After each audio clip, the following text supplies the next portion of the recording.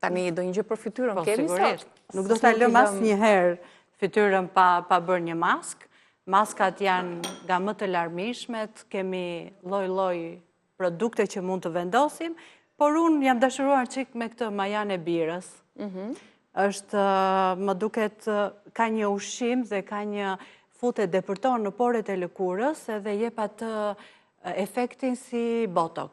Një botox natyral, pra. Si majan që e përdorim të bukat, që bëhet fryet, edhe të njëjtin efekt jep edhe te lëkura.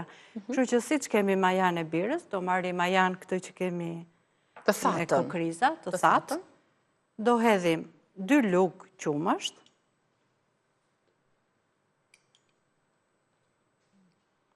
Kemi vaj ulliri, jo, më falni, mjalt, djes.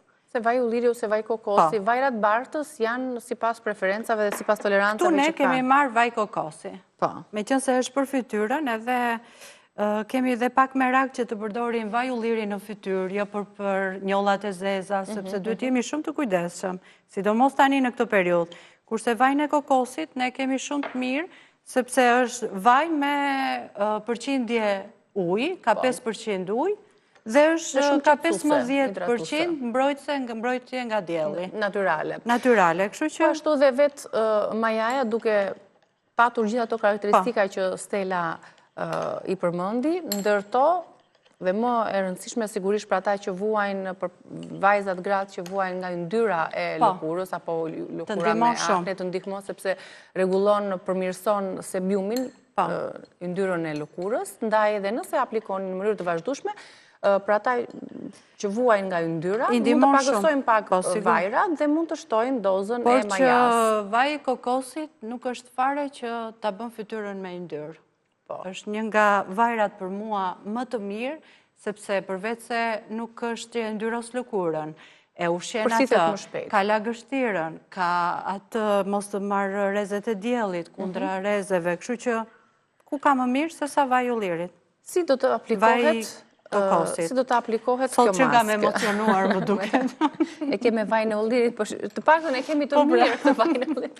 Duhet patur edhe parasysh, jo vetëm ta gatuajmë me vaj të mirë ekstrakt virgjër, por edhe atë që vendosim në lëkurë, siç e kemi thënë, duhet që çdo gjë që vendosim në lëkurë, ka më mirë se dhe të jetë e ngrohtë. Sigurisht. Ideale do jetë.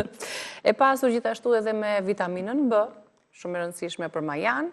Kështu që të gjitha këto karakteristika që u përmendëm, që stimulon edhe përderisa themi dhe e kemi konsideruar si një botox natyral, stimulon edhe prodhimin e kolagjenit, duhet thënë, përmes majas, duke e trazuar vazhdimisht siç po vepron Stella.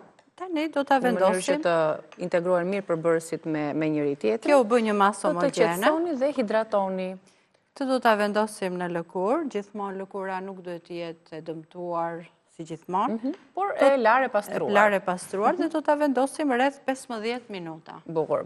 Mbas 15 minuta do ta heqim me pak ujë të ngrohtë, me një detergjent larës, me ato që ne kemi në shtëpi dhe e përdorim në rutinën e përditshme. Po.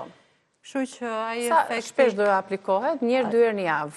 Si zakonisht kur përdorim maska të tilla. Nuk duhet të lodhemi shumë me këto, sepse këto kanë një të mirë dhe një të keqe. Të mira është që nuk ka efekte anësore dhe janë shumë ushqyese për lëkurën tonë, por e keqja është që ne duhet të bëjmë shpesh sepse janë natyrale. Por që ja vlen. Mendoj që ja vlen. Ja vlen vërtet. Pra skrapin, kremi vendxirës dhe maskën për fytyrën, i hidhin edhe një sy në kanalin tonë në YouTube Rrezet Dielli për t'i aplikuar dhe për t'i përdorur në shtëpinë tuaj, duke ju sugjeruar të na shkruani për efektet që ato kanë dhe a ju kanë bërë puna apo jo. Si gjithmonë ato këshillat janë shumë të vlefshme. Padyshim që po. Falenderojmë Stellën, ndërkohë lidhemi me Amerikën vetëm pas publicitetit për të njohur aty me një histori suksesi 26 vjeçari që bëhet qytetar nderi i New Yorkut. Kënaqësi të bisedoj me të pas publicitetit.